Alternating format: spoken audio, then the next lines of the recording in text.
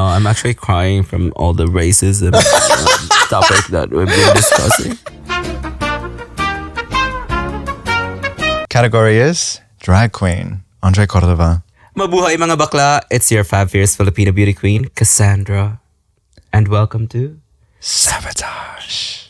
Harris Park, Parramatta, and then all stations to your mum's house. Hi, Cassandra. Hi, how are Nice to you? have you here as the first drag queen on the spin-off series of Sabotage, All Tucked Up. I'm so excited. I'm Like too. we've been talking about this For a like- while. Yeah, for a while. For a while. I think you're technically a celebrity. You're one You're of the too first kind. celebrities that like followed me on Instagram.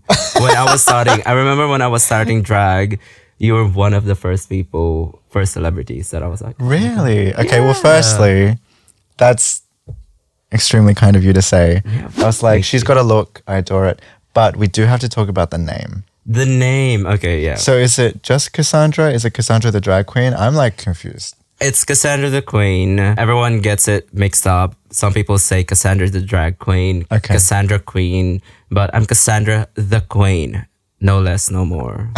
Yes. When I was doing theater back in the Philippines, started feeling my oats and I was like, oh, I feel so powerful when I'm cross-dressing. I thought of a woman name that would give very regal yet femme fatale Power. realness, power. Cassandra sounds very much appropriate. Like it sounds very high class escort by night, but like a scientist by day. You know I what love mean? that. Which is me. Like literally, I'm a chemical engineer Really? by day. Yeah, and Oh my God. I'm a drag queen at night. I love that so much. Yeah. And I do appreciate that you came in a pink wig. Oh yeah, because like, well, why did I come in a pink wig? I wasn't supposed to wear this. I know that. Okay, we'll get into all that in a second. I do just want to announce to people. Previously, I had mentioned hosting this spin-off series somewhere else, like at a venue, which I still want to do in future. However, I realized I don't have a crew and that makes filming difficult. So if anyone wants to volunteer, I would love that. And I'm sure we can,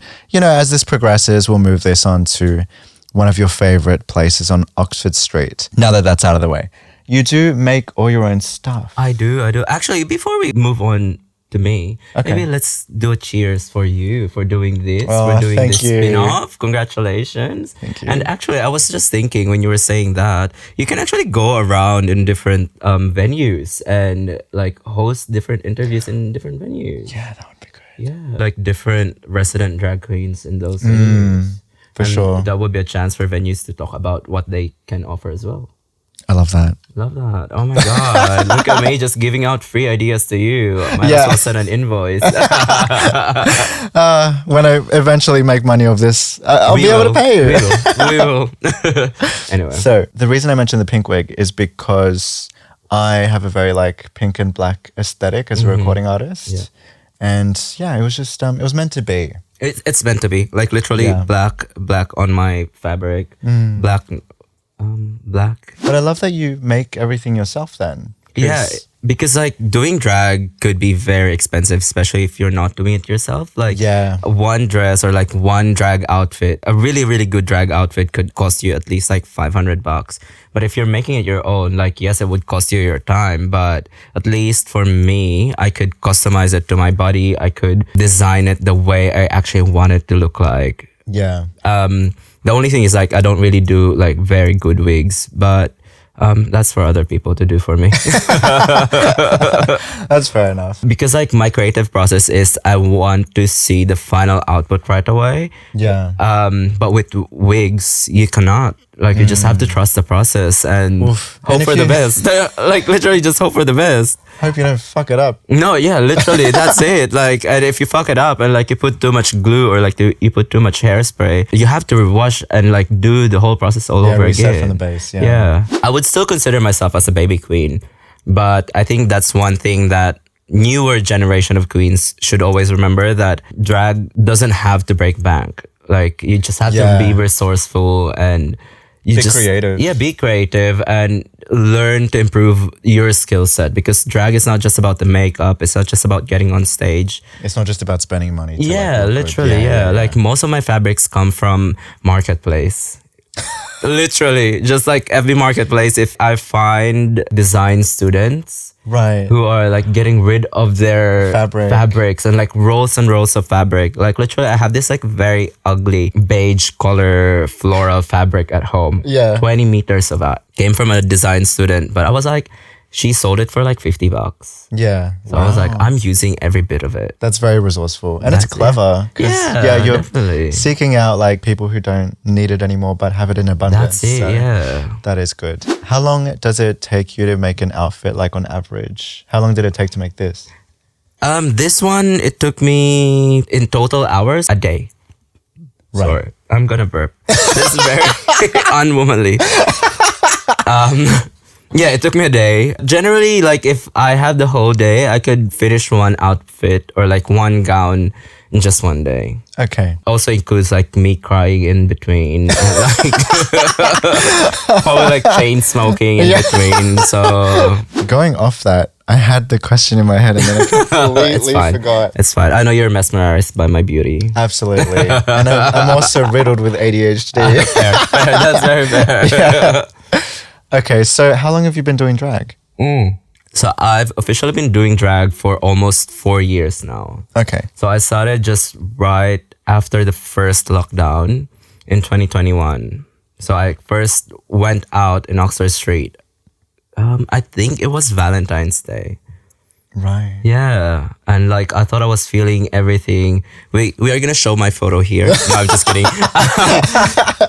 Yeah, I thought I was giving everything. Like I was like, oh my god, my makeup looks so puss and my outfit looks so cunty. But looking back, I was like, you are so busted, baby.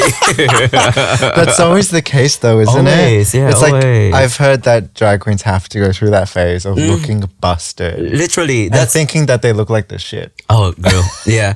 That was my story for like the next 6 months. That like I thought I was like, oh, I have the best mug in Sydney. And like looking back of all my photos, I was like, oh my god, that eyebrow's too high. Yeah. Eyebrows too thick. Contour is like too dark. Yeah. But I think that's also one thing that I tell the younger generation of queens. Every time they tell me that, oh, I'm waiting for the perfect time to perform or do drag. Yeah. I always tell them, just do it. Because of your perfectionist mind, you are gonna forget something and you are not gonna do it perfectly. Yeah. And you're not gonna know until you start doing it. So just do drag, like just do it. That is such a struggle to contend with too, like the perfectionism. Because I definitely have a bit of that. As an artist, Oh god. any yeah. kind of artist, Yeah, definitely. it's so detrimental. Because like, here's the thing, I'm very organized with the way that I approach my Yeah. music and getting my work done. Yeah. I like being productive. Yeah. And I have a clear vision. I want to execute that. But there are times where, I mean, even recently, I've gone back to a few old songs. A lot of it's good, or it'll have the bones Yeah. there. It'll definitely have like some great parts there. And then other sections, I'm like, I can't redo this. I hate that. Yeah. I get what you mean. But I guess like that's how you learn, right? Yeah, like, that's how absolutely. you I mean, bounce that's- from that. That shows the growth from then to now. Yes, But also, definitely. at least with music, people often don't realize this, or artists don't necessarily realize it, where you can actually go back and re-record the Yeah, song yeah, and yeah. replace it. Yeah. Oh, Which is- really? Can you? Yeah. Like even if it's already out. Yes. So, But what if like people already saved your shit music and then you put out like if a they've good one? if they've downloaded it, then they're gonna then have that you'll version be- forever. you'll be- yeah, that's it. That's a bit You'll be- different. But yeah. when it comes to like streaming services and stuff like that, oh, you can replace it. yeah, so anytime. songs have an ISRC code, Yeah. which is tied to that specific track. So long as the song that you're re-recording mostly sounds the same, even if you make a few changes, then it's fine. Yeah. It still counts as that Oh, song. they have like an actual software that can track like, oh, this sounds different. Or, Yeah, they generally do. At the same time, though, like you can manually put in that code. Got a track that Greg and I recently re-recorded, and it sounds amazing Yeah. now because it had the potential before. Yeah. And I'm like, I can't be happy with this being out there. yeah, like, Unless oh, I fix it. Yeah. But I'm using it as an opportunity to relaunch that particular song. Same with drag. Like I only started sewing when I started doing drag. So like I didn't really have like sewing background, or like I didn't go to a fashion school at all. I still have pieces of me that I've made when I started doing drag. That I was like, oh, I could still repurpose this. It looked like very, very basic, but like at least I have foundation, and like I could see that I've really grown, and like I've really improved. You can enhance it. That's it. All that kind of stuff. Yeah, definitely. That's cool. You've been doing drag for 4 years. You are like everywhere now. You're all over Oxford Street. Everyone thinks that. I see you all the time. Well, no, like I do and I don't. I see you online for like all these ads of these venues. Well, that's the thing. Everyone thinks that, but like to be honest, I only work one night a week. I had a feeling you were gonna say that. No, I only have one night of residency at Stonewall, and that is every Saturday. But I pick up a lot of gigs in between. Yeah. That's probably why like people always think that I'm always busy. And you're like, I have nothing to do. Literally. And like I've only started going out as a boy recently, so that's also probably why you see me a lot outside. But Apparently, I am very bad with recognizing queens out of drag. I just want to put that out there. It's fine. But it's also because I just like, this goes for anyone, not even just drag Yeah. queens. There are people who come up to me and say hello as if they know me. And I'm like, okay, hi. girl, I think I for the life of me, I cannot remember. I told you this. Like I messaged him.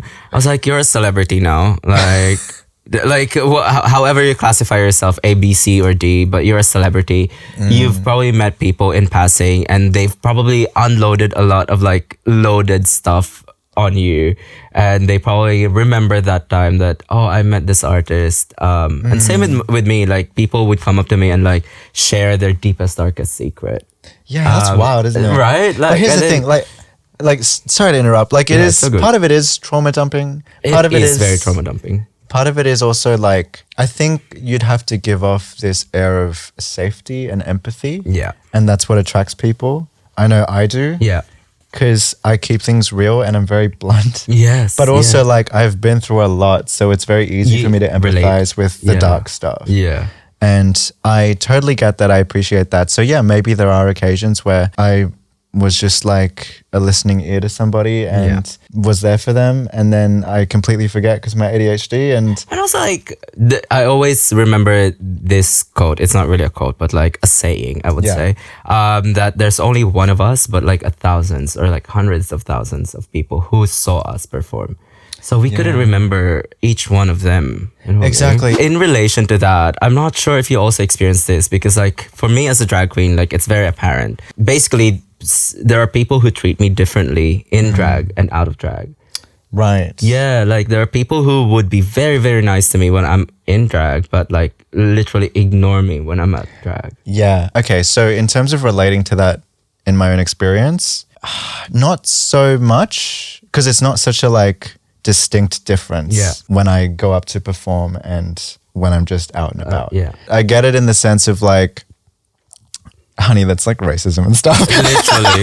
Like that's what that is. But because you are the spectacle of a drag queen, they are far more entertained by that primarily before they address the color of your skin. Yeah. That's not to say that it doesn't go unnoticed, but when you're just a regular like guy, you're just then you're among the common people. Yeah, you're another person of color gay who, as we know, especially in Sydney or amongst the white people.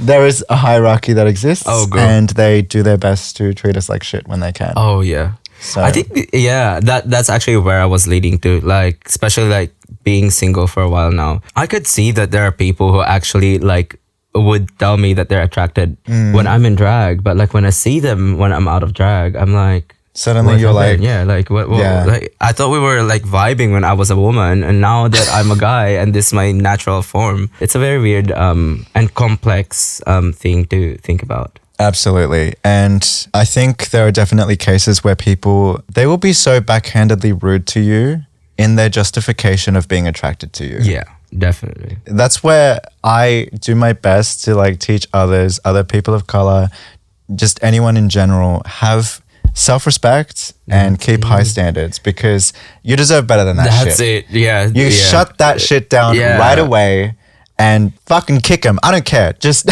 Literally, and like the performer in us is the best version of us, and if they only want the best version of us, then yeah.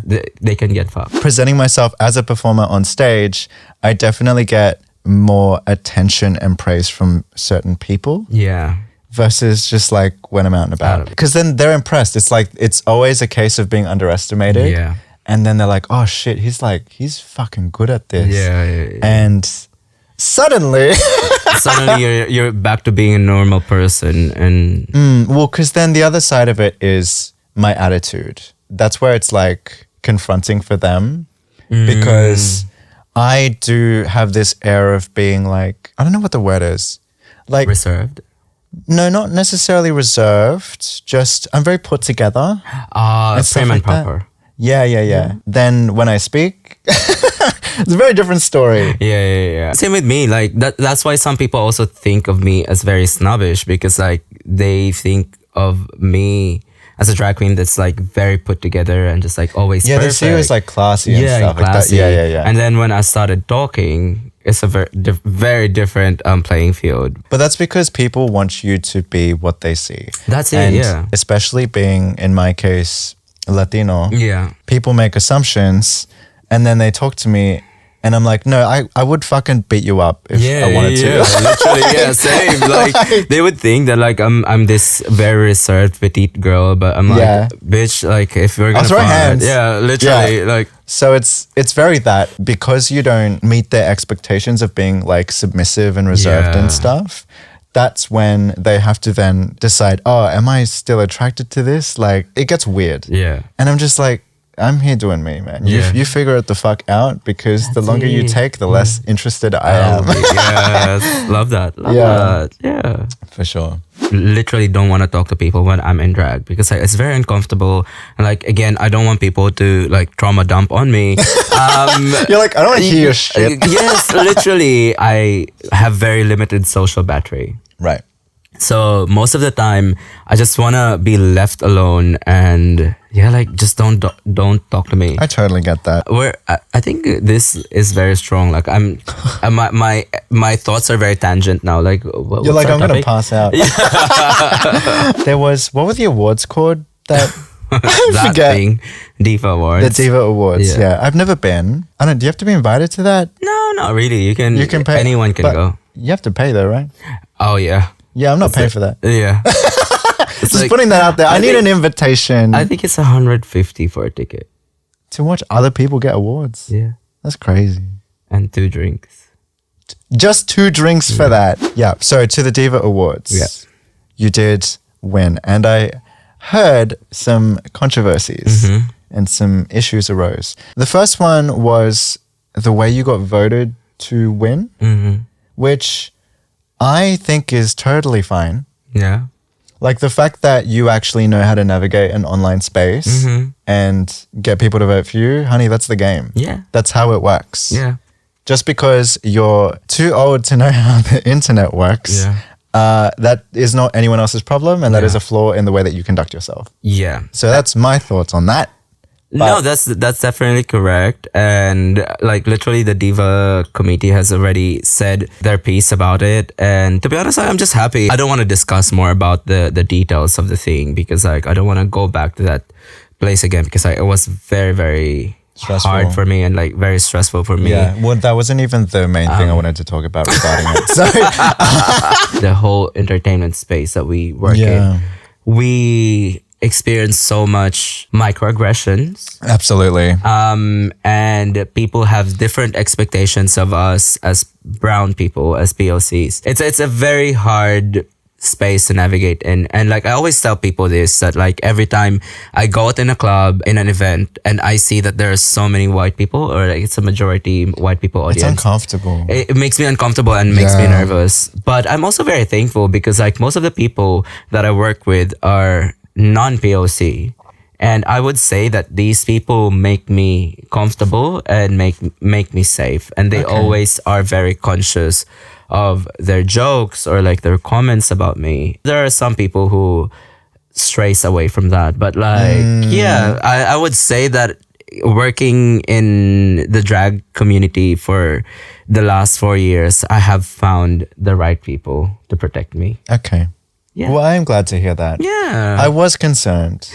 Coming out of that night, I would say that one good thing that came out of that situation was there were a lot of POCs, even interstate, who messaged me and they were like, you are very inspiring because the way you handled yourself and the way you accepted the award and like the way you stood up for yourself wasn't just for you, but for everyone who didn't have the courage and didn't have the empowerment to do that for themselves. Exactly. And I think like this is like behind the scenes, but after I accepted the award and then I literally had a massive breakdown backstage. Like all the Asians, Latinos and brown people went backstage and they were like, you did what we couldn't do.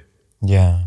And I'm very happy for that. I always believed that respect is very necessary in the entertainment industry. Absolutely. And like respect for the people who were there before us and who paved the way for us. Yeah. But also, it doesn't mean that just because you are older or you were there when drag or like music was starting. It doesn't mean that you can like, it doesn't mean that you can step on other people. And at the end of the day, I always believe that respect is not imposed, it is gained. We should be respectful to the people before us, but also we have to learn to stand our ground and be respectful to ourselves. 100%. Yeah. Very big on standing up for ourselves, but it is something that we've had to learn to do. Because it does not come naturally and it is not something that everybody has to deal with. Yeah. But because we are faced with so many trials and struggles just for the color of our skin our entire lives, it takes a lot. And I do get that as well from people about being so outspoken and confident and fighting back with these things because others lack the ability to do so. You know, I'm like ready to fight someone. That's one reason that I do drag is because like other Southeast Asian people saw something in me and saw themselves in me and they were like, oh, I can see that I can do that as well. And eventually they got inspired and do drag themselves, or like not even do drag, but like just bring out their friends to gay clubs and like be more open. And eventually we are creating this strong community of brown people or like POCs. As an immigrant myself, like that's one of the biggest reasons that I do drag is to bring people together and to know that wherever they go, they have a community. I also do stand up. So like I make materials based on the perceptions, like the white perception on POC. So like I make materials to make white people uncomfortable. I love that. So like I'm gonna step on stage and make you uncomfortable already and make you realize that what you are actually saying is racist. Absolutely. You know, like I'm gonna say it for them to make them realize that, oh fuck, this is actually racist. I have this joke that every time I fuck up my English, I always say on the mic that, oh, I'm really sorry, I only had 25 English words tonight and I'm at 24. And of course, like everyone's gonna laugh. And then they would eventually realize that, like, fuck, why did I laugh? They're questioning why they find it funny. And like one good joke that I always tell people, if you have any problems with my English, don't worry, I'm gonna flash subtitles behind me. And if you waited for that, you're fucking racist. and everyone's just gonna go crazy because like, oh shit, I actually looked behind her because like I was waiting for the subtitles. We should also start claiming that power that we can make these people uncomfortable and we can make them realize, because like sometimes it's not unconscious. intentional. It's not intentional because like at the end of the day we are a product of the culture and the environment that we grew up in. So absolutely 100%. And that is something that I didn't get to touch on last week when we filmed the racism episode, but like the reason it makes you uncomfortable is because you are contributing to it. If you are secure in yourself and if you are confident and you know that you are doing the best you can to make others feel equal and accepted and loved and being empathetic, even if you don't fully understand their situation, these conversations won't bother you. You'll be happy to participate. But if it makes you uncomfortable, which it does for so many, it is because whether it is conscious or not, you are contributing to the problem. That is what we're here to address. And it may seem confronting to you, but it's like, well, That's life for us. Yeah. We don't get to switch it off. This is how it is. That's what I said in an interview after the awards night. Even if you say that, oh, don't make everything about race, don't make everything about color, but that's our life. Yeah, just existing is everything about color. Absolutely, and that's. Oh my God, I've said that word a few times because I'm like, I just fully agree with you. But I did touch on that last week too because I was like, white people love to complain. Why you always got to bring up race? Yeah. And I had a whole speech that I put at the end of the thing because if you didn't make it such a fucking issue, we wouldn't need to bring it up. That's the crux of it. Ultimately, it is always about race. Like you can deny it as much as you want, but it is ingrained into the way that our society functions. It is systemic. It is oppression that we experience every fucking day of our lives. Like I can't get a break from it. I don't know if you can. I doubt it. I think it's also very good that I have like this community of Filipino friends whenever I feel super saturated with like white people. Like I could just go to. They're everywhere. Like, they're everywhere. They're fucking everywhere, man. I love fucking them. No. You know what it is? That's called colonial reparations. mentality. I love that. No. Yeah. But yeah, I think that's why we have to make our community stronger and bigger.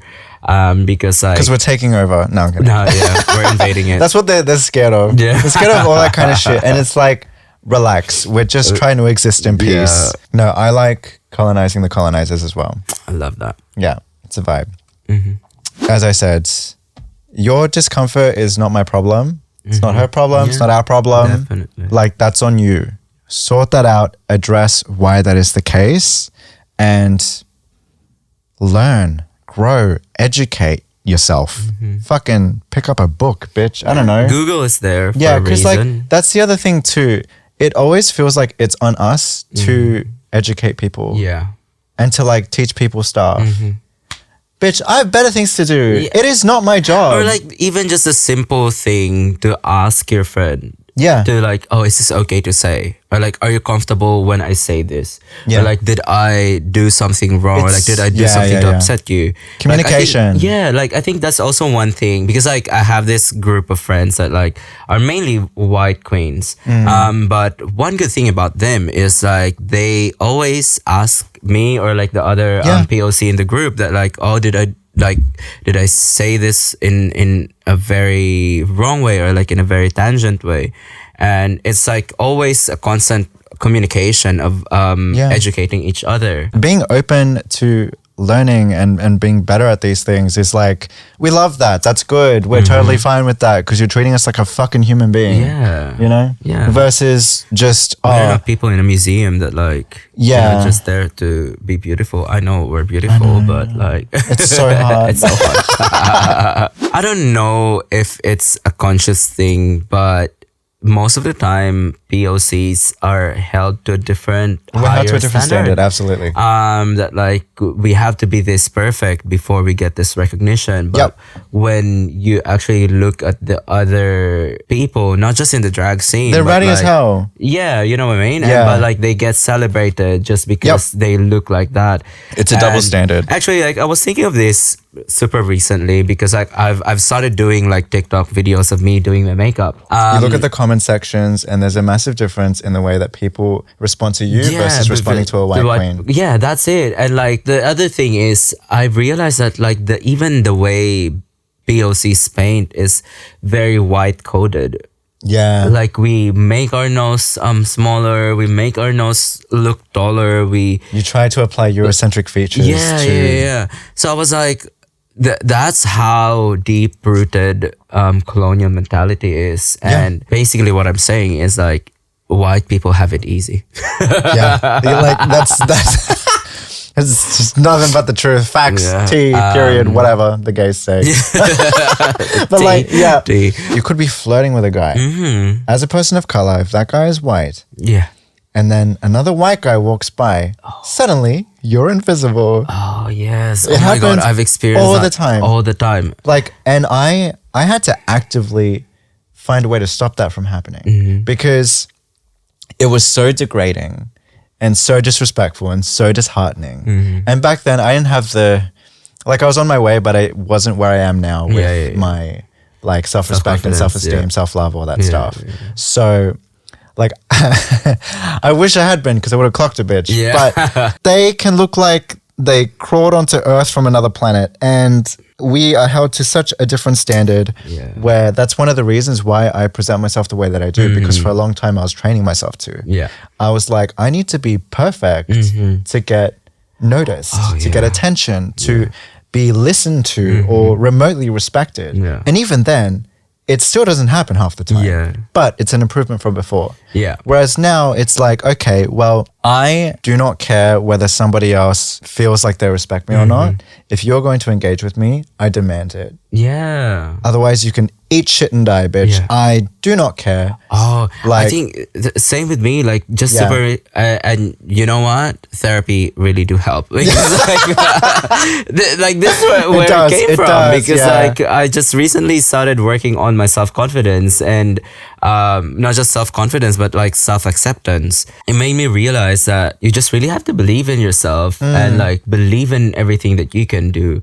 You don't have to lower your standards. No. Just to be accepted, because like when you know yourself and you like know what you can do, eventually people will be attracted to that, and like Yeah. you will just get the best, or like you will be able to filter through what you actually deserve. Exactly. And confidence is sexy. It is. Yeah. Sorry, my eyes just like drying up. I don't know why. No, I'm actually crying from all the racism topic that we've been discussing. Oh my god, I hate when my makeup is like breaking or. Okay. Anyway, Yeah. going back. You're gonna be blind by the end of this. Yeah. You migrated here. Does your family know about what you do? Are you in touch with them at all? Okay, so it's a very interesting story. We'll go back like 6-8 years ago. I actually didn't come out as a gay person. When I just finished university, I started trying to become a vlogger. And then I was making these videos with my friends, and like most of my friends are trans people. These trans sisters that I have were always in my videos. One day, my father called me and confronted me if I was gay. Eventually, it became a big fight, yada, yada, yada. 2 years after I moved here. Yeah. But like in that 2 years, we never talked. And then 2 years passed, we still didn't talk. So like technically we didn't talk for like 3 or 4 years. Wow. I wasn't posting on Facebook like any drag things or like even cross-dressing things because I was very afraid what my father was going to say. And then when I moved here, I was like, fuck this. I'm just going to post it. But my father one time called me that he was in the hospital because he had hypertension because he saw my drag photo. I was like, fuck. It got so real. That's so dramatic. That's so dramatic, right? For like, I'm like, who's the drag queen here? Literally, I was like, come on. Like, this is just all makeup. And, That's but anyway, I didn't believe it. that sounds very like manipulative, gaslighting very. stuff. But even until now, like they still like my father would still message me that stop doing it. He's your biggest hater. Yeah, well, not really a hater, but like he's very concerned what other people would say. And like I came from a province in the Philippines, and it's very, I would say like very backward and like very conservative. But like I don't really care anymore because like I'm paying for myself, I'm supporting myself, so I'm just living my best life. And yeah, like sometimes like just recently my mom started recognizing that I do drag, and like she's very happy with what I'm doing. Recently she started opening up that like, oh, I've been seeing all the costumes that you've been making. Maybe next time you can make something for me for an that's really event and all cute. that. And like my brother has always been my biggest supporter. Like when my father confronted me like 6 years ago, he was the first person that I called. 2 years apart, he's younger than me. Yeah. He was like, it's fine, I already knew. He was like, I already knew. Ever since we were kids, I already knew that you were gay, blah, blah, blah. He already has 2 kids. He would like expose his kids to like drag people. And he would tell them that, oh, look, this is what your uncle do. Like, that's so cute. So I'm very happy, but like, none of my family has seen me perform in drag. And I think that's one one of the biggest things that I want to happen in my lifetime. That like Yeah. I just want them to see how good I am doing this craft. I get that. Yeah, for sure. Are you open with your family? Like, are you? Oh, like, here's the thing. When other people talk about their families, I try to bite my tongue because I have a very... Supportive family. No. Opposite. Opposite. Oh, really? So, like, I'm ready to be like, cut them off. Oh. I'm like, as soon as someone is being mistreated by their parents, Yeah. I want to be like, fuck them. Yeah. Just oh, no, yeah. I drop 'em. support that. Yeah. Throw them into the ocean. Yeah. I grew up abused. Mhm. My stepdad, who was like an Aussie white guy, was the perpetrator of most of the homophobia. When my mum would have doubts about the way that she was treating me, he would It would go to reinforce the- it. Yeah. Yeah. So that's not to absolve her of her The things that she mistakes. has done, yeah. And she's dead now, so I won. So there's that. But brain cancer. Yeah. But like, here's the thing, right? Because this is a story that I've told before. I'll try to give a condensed version. But grew up abused for like 6 years, emotionally, mentally, verbally, physically. I moved out. Then by the end of that year, I was going to cut my parents out of my life. Start of the following year, my mom comes around and apologizes for the first time. Shortly after that, she gets diagnosed with brain cancer. And then later that year, she dies. Well, at on least Halloween. like she was able to apologize to you. That's and, what like, everybody says. And it's like, yes. you didn't appreciate that. No. Like I'm aware. I am grateful for the silver lining, which is that we began repairing our relationship Yeah. or attempting to. Yeah. There's a lot of like, Yeah, but you wish I was like very it was young. so There's much a lot earlier. of built up resentment and like it doesn't change the fact that I was not ready. I needed more time. Yeah. And we didn't have that. Yeah. So the thing that annoys me most is that this bitch made me love her again before she died. Had it happened a year prior, I would not have given a shit. And that's what a lot of people don't understand. I really don't like when people try to force their views of like parents and stuff onto me. Yeah. You know, they're like, oh, how could you hate your parents? You don't hate your parents. Yeah. Like, this, Especially, I that, guess, that. like with POCs that like we're Yeah. very familial. Exactly. I'm like, just because you had it easy doesn't mean everybody else does. And that's also why I'm very outspoken on things like domestic violence and Yeah. stuff like that, because I grew up in an abusive Yeah. household. So it's just like, no, it is totally okay to despise the fuck out of your parents if they are bad people. And mine were very bad people. It doesn't really matter that in the end she like, look, she had the capacity for change. And that is something that most people don't possess. Yeah. It's just unfortunate things turned out the way that they did. I do And it miss was too her late. and I do love her enough to grieve for her. Absolutely. I wish I still had my mum around. Yeah. There are still so many like more bad memories by comparison. That's it. Yeah. I'm not about that family life. Like all three of my parents failed. So like I just don't care about that. I'm very much Yeah. an orphan. Like, yeah, Yeah. that's my story. Part of it anyway. She's crying again. Crying again. I'm so happy for you with your brother. My sister's a bitch. Oh, really? Also 2 years younger. Yeah. Oh, yeah.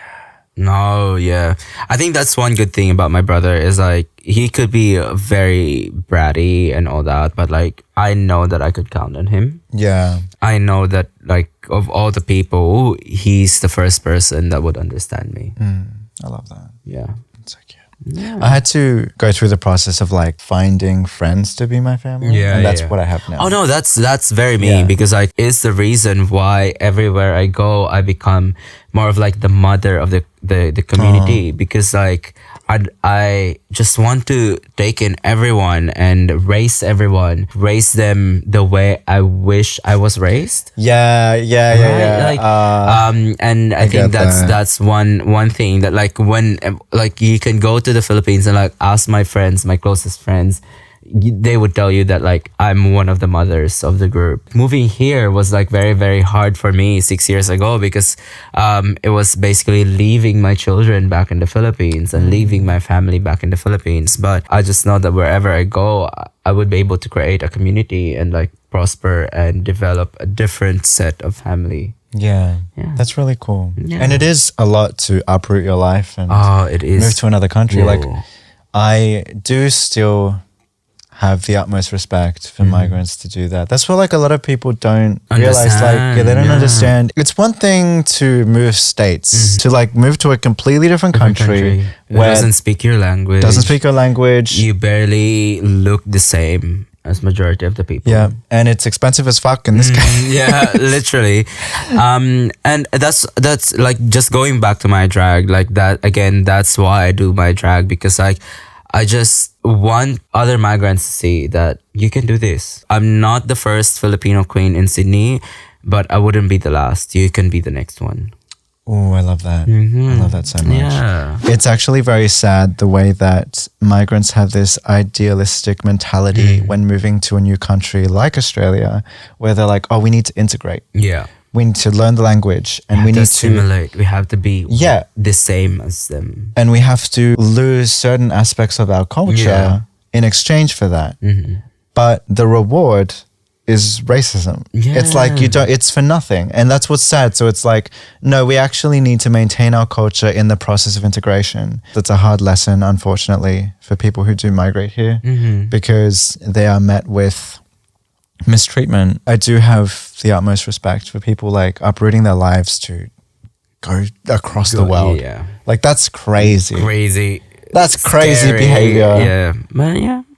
It is what it is, you know, like. It is. Let's talk about Drag Race. Okay. So What about Drag Race? in this case, Drag Race Down Under, is that something we're likely to see you on in future? Is that something that's ever interested you? And also, what are your thoughts on Drag Race Down Under specifically? Alright, we'll start with the first, with the last question.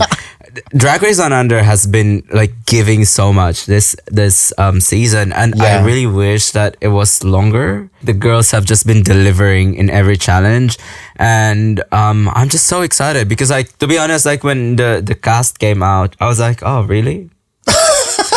No, because like I know I didn't know most of them. Right, like I didn't know most of them. Like, of course I know Vibe, I know Karna, I know Max, I know Brenda. But most of them, like, I really didn't know. When the season started, I was like, oh my God, this is like an amazing cast. Drag Race, that's a very interesting question because, like... You can do what most queens on there can't do, which is make your own fucking clothes. No, I'm going to tell you something, like, off the record after this. But yeah, maybe. I really want to go there because I want the representation. Yes. I want to show... I'm not saying that Karna didn't do any representation because that Demogorgon was a cultural icon in the Philippines.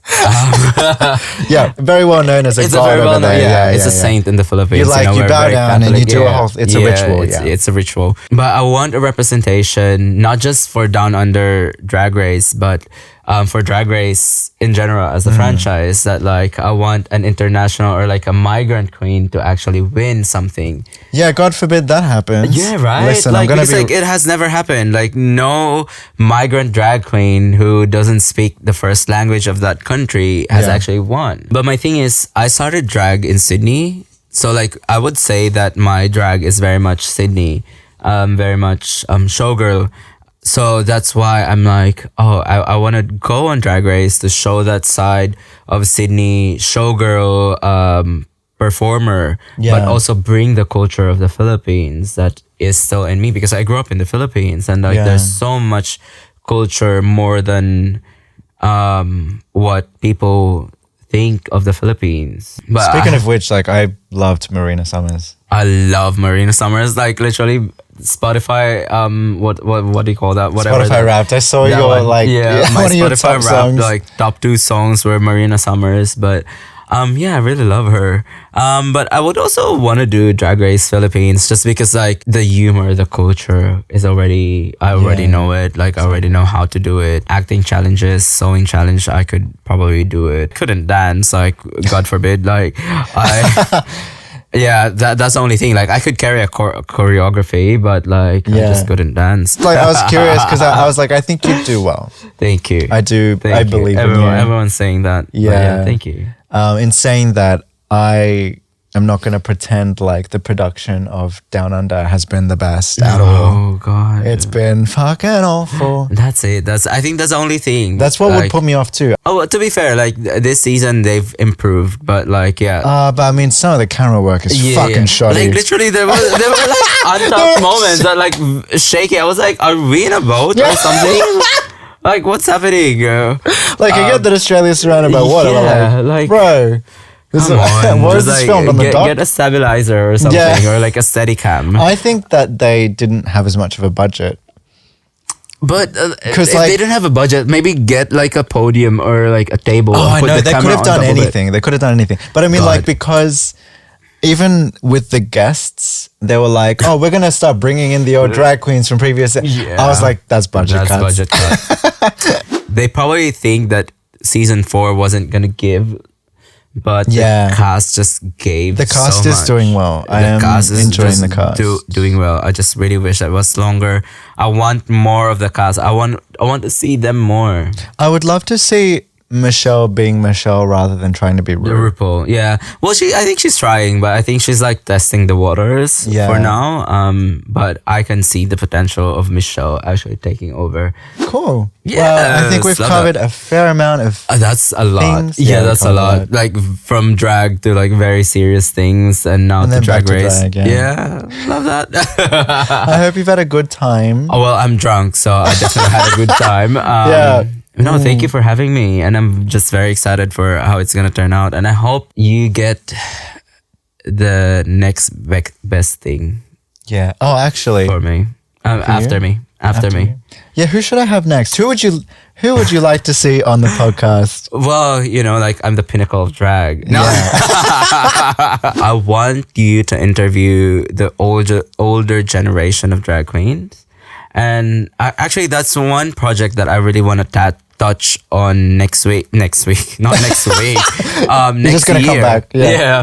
No, next year. Like I want to make like a whole docu-series of like the history of drag in Sydney, because like that's one thing that is not being told. Like we just That's know, true. yeah, we just know what Sydney drag is as of right now, but like there's a whole story behind that, and maybe that's one thing that you could also do, like get the stories of the drag queens before our generation.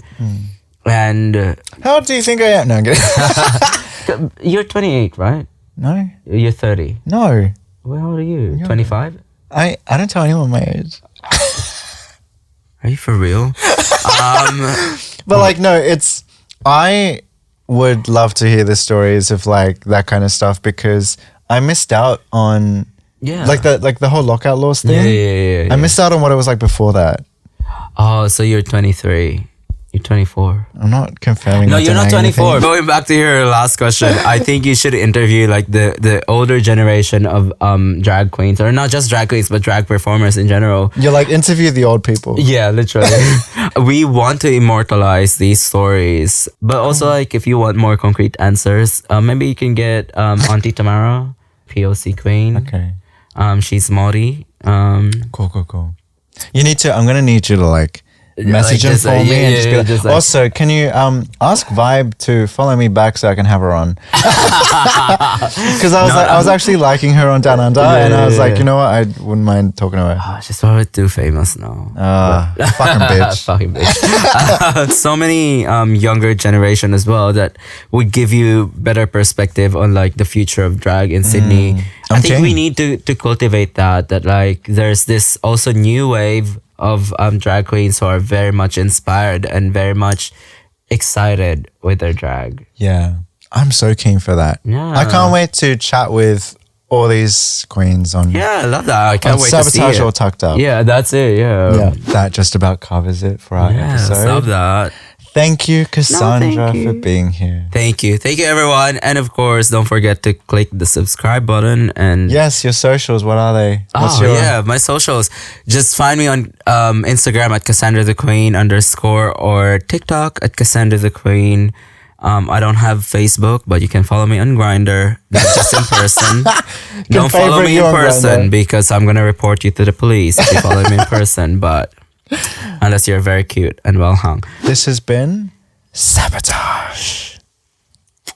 Thank you everyone. We should do it at ASMR.